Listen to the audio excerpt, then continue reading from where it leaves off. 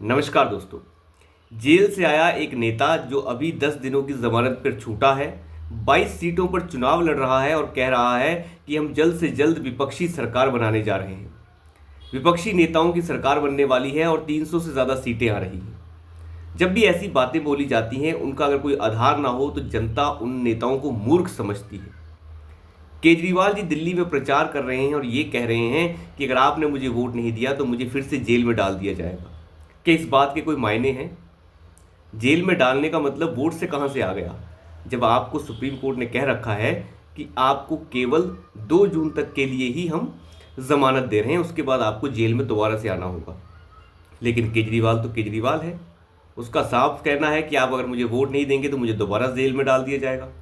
खैर, इन सब बातों से अलग अमित शाह ने एक साफ संदेश अरविंद केजरीवाल को दे दिया है कि अभी तो सिर्फ एक ही घोटाला सामने आया है, अभी बाकी 7 घोटालों की जांच आपकी होनी बाकी है और उन सभी घोटालों को उजागर किया जाएगा, जिसमें शराब घोटाला तो शामिल ही है। उसके बाद दिल्ली जल बोर्ड का घोटाला है, पैनिक बटन घोटाला है, दिल्ली में जो क्लासरूम बने हैं उनके अंदर का घोटाला है। ये सब घोटालों के ऊपर जांच होनी बाकी है। शीश महल के घोटाला जो है 125 करोड़ का, उसके ऊपर भी जांच होना बाकी है। तो केजरीवाल साहब बिल्कुल भी आराम से ना बैठें, आपकी पूरी पार्टी जो है वो चोरू चक्कों से भरी हुई है।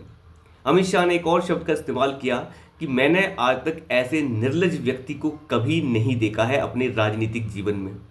और ये अपने आप में बहुत बड़ी बात है, इतना बड़ा शब्द कोई राजनेता ऐसे इस्तेमाल नहीं करता, लेकिन इस्तेमाल हो रहा है। तो अमित शाह बहुत सोच समझ कर ये बात कह रहे होंगे। पब्लिक रैली में इस तरीके से बोलना कि 7 घोटाले अभी और हैं, तो केजरीवाल साहब को समझ आ जाना चाहिए कि वो अब कभी बाहर नहीं आने वाले हैं।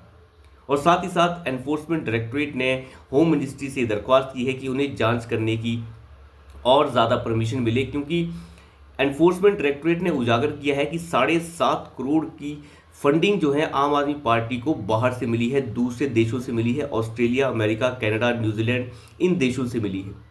और वो सारी की सारी एफसीआरए के जितने भी प्रावधान हैं उनका उल्लंघन करके मिली है। उन सभी कानूनों का उल्लंघन किया गया है, क्योंकि उन कानूनों के हिसाब से कोई पॉलिटिकल पार्टी देश के बाहर से कोई फंड नहीं ले सकती। तो आप अंदाज़ा लगा के देखिए किस तरीके से आम आदमी पार्टी ने कोई जगह नहीं छोड़ी है जहां पे वो करप्शन ना करें। दिल्ली जल बोर्ड का घोटाला पहले ही उजागर हो चुका है और अमित शाह के इस संदेश से साफ है कि केजरीवाल जी बच नहीं सकते।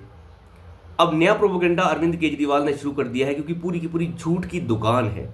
संजय सिंह सामने आते हैं और कहते हैं प्रेस कॉन्फ्रेंस करके कि अरविंद केजरीवाल को मारने की कोशिश की जा रही है, उन्हें मारने की धमकियां मिल रही हैं। दिल्ली के मेट्रो स्टेशन के ऊपर अरविंद केजरीवाल को धमकी भरे संदेश लिखे गए हैं और उन्हें मारने की धमकियां दी जा रही हैं, और भाजपा ये सही नहीं कर रही है। अब बताइए कोई समझदार व्यक्ति, क्या भाजपा जो है मेट्रो स्टेशन के ऊपर जाके अपने ऐसे संदेश लिख डालेगी जिसमें केजरीवाल को मारने की धमकियां दी गई हों? कैसी बिना मतलब की बातें ये अरविंद केजरीवाल के पूरी चोरों चक्कों की टीम कर रही है। लेकिन ये पूरी की पूरी गैंग एक्सपोज हो चुकी है। स्वाति मालीवाल के मामले में ये पूरी तरीके से एक्सपोज हो चुके हैं। अब इन लोगों के पास बोलने के लिए कुछ नहीं रह गया है। ये वही अरविंद केजरीवाल है जो खुद को ही थप्पड़ मरवा लिया करता था, खुद के ऊपर स्याही गिरवा लिया करता था और कहता था कि मुझे जो है धमकाने की कोशिश हो रही है, मुझे झुकाने की कोशिश हो रही है। तो ये अरविंद केजरीवाल कोई छोटा मोटा खिलाड़ी नहीं है, ये बहुत समझदार खिलाड़ी है। लेकिन अमित शाह से पाला पड़ा है और अमित शाह ने ये साफ कर दिया कि अरविंद केजरीवाल आप ज़्यादा आपकी राजनीति नहीं चल सकती।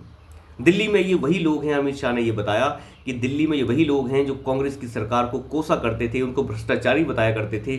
आज ये उनके साथ बैठकर जो है चुनाव प्रचार इकट्ठे होकर कर रहे हैं। और यही दोनों वो लोग भी हैं जो पंजाब के अंदर चुनाव अलग अलग लड़ रहे हैं, कांग्रेस के समर्थन में उतर रहे हैं अरविंद केजरीवाल दिल्ली के अंदर। लेकिन यही कांग्रेस पार्टी जो है और आम आदमी पार्टी एक दूसरे को गालियां दे रही है पंजाब के अंदर। तो क्या जनता बेवकूफ़ है? क्योंकि पंजाब के अंदर कांग्रेस पार्टी ने और आम आदमी पार्टी ने अपना गठबंधन नहीं किया है, वहाँ पे दोनों पार्टियाँ अलग अलग लड़ रही हैं। तो आप अंदाज़ा लगा के देखिए कि जहाँ इनका मन करता है वहाँ ये गठबंधन कर लेते हैं, जहाँ नहीं सेटिंग हो पाती वहाँ नहीं करते हैं। तो इसका मतलब क्या है? इसका मतलब है कि जनता मूर्ख है और हम जनता को मूर्ख बनाते रहेंगे। कांग्रेस पार्टी पानी पी पी के गालियां दे रही है पंजाब के अंदर आम आदमी पार्टी को, जहां पे चन्नी साहब जो पूर्व मुख्यमंत्री हैं कांग्रेस पार्टी के, वो कह रहे हैं कि ये घोटालेबाज जो शराब घोटाले से अभी बाहर निकला है, जेल से बाहर निकला है, ऐसा ही शराब घोटाला पंजाब के अंदर भी चल रहा है। आप अंदाज़ा लगा के देखिए। और दिल्ली में यही अरविंद केजरीवाल कांग्रेस के समर्थन में कन्हैया लाल, जो कन्हैया कुमार हैं, टुकड़े टुकड़े गैंग का एक सरगना है, उसके फेवर में उतरकर उसके लिए प्रचार कर रहे हैं, उसे गले लगा रहे हैं। अंदाज़ा लगा के देखिए, ये है पाखंड की पराकाष्ठा, जहाँ पे जनता को मूर्ख समझने की कोशिश की जा रही है। लेकिन अमित शाह की बातों से साफ है कि वो नहीं रुकने वाले और ऐसे पाखंडियों को वो एक्सपोज करके रहेंगे। तो देखते हैं आगे क्या होता है। तो अभी के लिए इतना ही। धन्यवाद।